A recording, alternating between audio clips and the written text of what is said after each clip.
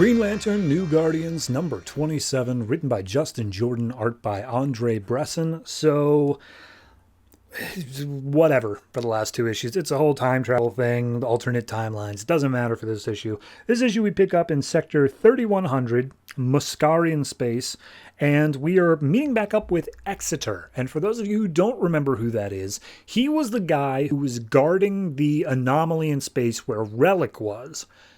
And then he got his ass handed to him. So here he's headed back home to his home planet, and he sees all of his people they were at peace with the race of the Muscarians, which are just an itty-bitty little mushroom people who are completely peaceful. But right now they are running around hunting these tiny little mushroom people and saying, oh, you'll answer for what you did, you parasite. So Exeter stops in, and he stops any bloodshed from happening, and he's like, oh, stop this. What are you doing? What is you warlike now? And he doesn't understand what's happening here. And his people are just like, oh, Exeter, you're the keeper. You would defend this alien race over your own people? And he's like, they're innocent. What are you guys talking about? And just like, oh, no, don't betray us like this. And he's like, oh, I do not betray, but I do not fail in my goal to defend this people. So at that point, Exeter starts fighting against them. He does pretty well, but he is kind of like ganged up on. There's at least a dozen fighters here. So as he's knocked down to the ground, one of them has an axe above his head and just like, oh, you shouldn't have come alone. And he's like, what makes you think I came alone? And all of a sudden, a Green Lantern construct comes in, knocks out the guy with the axe, and turns out it's Kyle, Carol, and the whole rest of the Guardians. And Exeter calls him out for being late, and he's like, yeah, sorry, you guys got a tiny little ship out here in the middle of space. I don't know what I'm supposed to be doing there. So immediately they just start making quick work of all of Exeter's people, and they banter a lot here. There's a lot of bantering back and forth. Meanwhile, the Guardians coming up and be like, hey, Exeter, what's up, man? You called us here. It doesn't seem like this is the reason you called us for. And he's like, no. I can take care of the individual battles, but I need your help with the war. And it's like, what, the war with the mushroom people? They don't seem like a threat. It's like, no. The mushroom people are literally incapable of being a threat. That's not a problem at all. And Kyle's like, okay, well, your people seem to think that they are parasites and like evil. And it's just like, I don't know why they think that. I've been away for a while. I don't know. I've been defending the anomaly, if you remember that. So yeah, I don't know what's going on, but there's no way my people just came to this conclusion all of a sudden. So he came up, and Exeter starts talking to one of them. He's like, hey, why are you attacking them? And it's like, oh, they've been destroying our ships and our colonies for hundreds of years. And Exeter just headbutts them, knocks them out, and they're like, no, they haven't. I know that for a fact. That's not the case. I need your help. So he explains his role as the keeper of this place is that he is meant to be exiled from the colony, but still protect it. He is able to view things from the outside, so therefore he's able to see everything that goes on from a basically nonpartisan viewpoint. And so it's an honored role. However, because the anomaly is gone, he came back because there's nothing for him to guard out there anymore. So he came back in, and he's like, you guys owe me because you took care of the anomaly. And it's like, all right, fair enough. This is where we start getting a little bit of personification of each of the different Guardians. There's one who's like really scientific, and one who is like a bit more like of a leader. It kind of feels like we got like a Teenage Mutant Ninja Turtle things going on here. The problem being is that I don't know their names. Like occasionally they'll throw out a name, but I don't know which one they're talking about. But if like visually you can tell that some of them have specific roles. I think the scientist one is called Yee-Cop.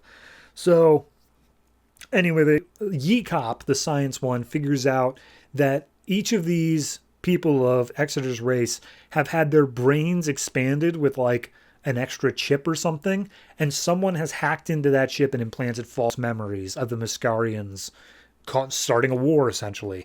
So they hop onto Exeter's ship. Kyle and Carol are like, oh, it's kind of nice just not have to fly. That's something that goes unmissed after a while.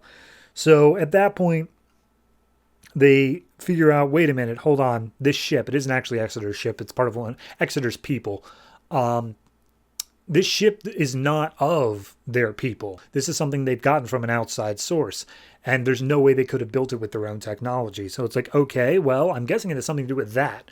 And Kyle points out the window and shows this big, like, huge industry-looking ship outside, and just like, all right, it's absolutely massive. It's like the size of a whole planet, and it's got a military power to conquer star systems. So let's go check that out. And they figure out that this is also where the fake signal is coming from that's implanting fake memories. So they go in. Kyle says, all right, we've got the element of surprise. Let's just open up the door and we'll head out and we'll just attack all of them. But then the door opens on its own and they're immediately jumped by a bunch of what seems to be Exeter's people once again. So Kyle and Carol start bantering with each other, just saying like, you should never make plans. You're like anti-plan, man. And Exeter calls him out just like, hey, maybe stop with the romantic banter. And he's like, what do you mean romantic? That's not romantic. We're just friends, right, Carol? Totally just friends. So at that point, they start beating back all the guys, and they basically say, like, yeah, they're either trying to keep us from entering or they're trying to kill us. Either way, let's just take them all out. So they make their way out, and as they reach a blocked door, Kyle uses a Red Lantern construct to just bust right through it. And just sitting on the other side is a guy who's like, hi, I'm the bad guy. And he's just like, what? You're just admitting it? He's like, yeah, totally. I definitely did all this. And immediately he just wipes the floor with Exeter. Just done. And Kyle starts wrapping him up in Green Lantern energy. And he's like, okay, here's the thing. I'll explain everything to you.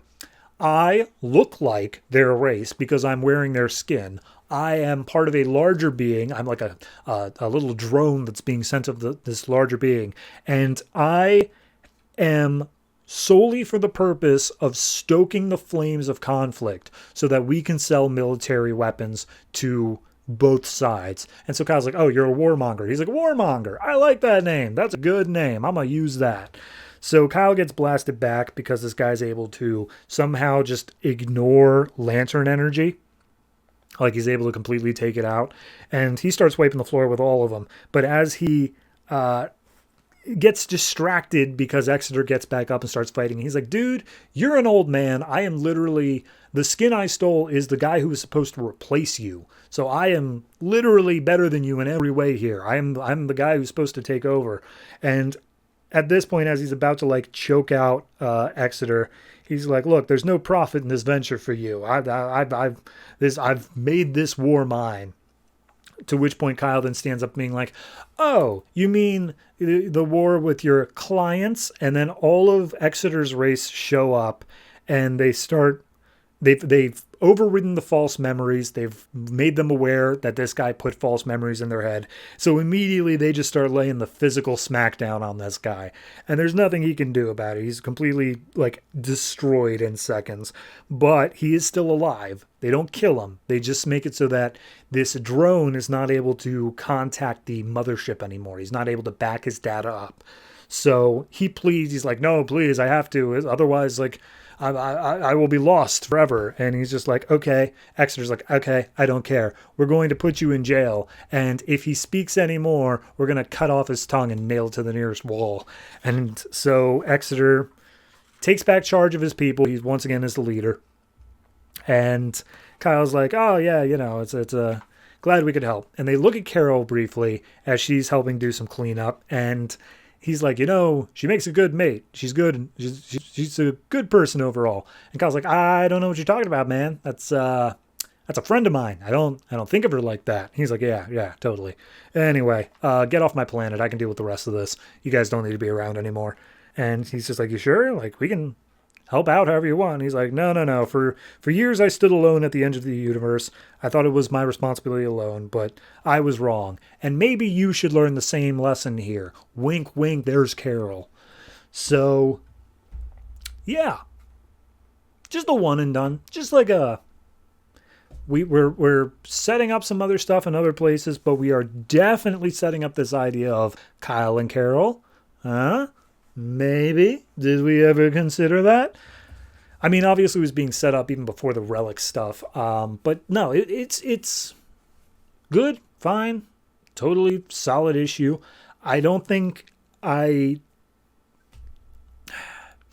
as strong opinions on it as I did the previous two, because that one was such like a great setup but a disappointing ending. This one, because it's a one and done, it's just kind of like, all right, you did it the whole way through. It was a story that made sense, and it didn't stand out in any meaningful way, but it does feel like we are looking towards using this as like a groundwork for the future story arc of Kyle x Carol. So overall, I'd say it's probably just like 6.5. It's nothing great. It's nothing standout, but it is laying this groundwork for the larger ideas it plays probably in the future. So yeah, 6.5. Don't really have much more to say than that.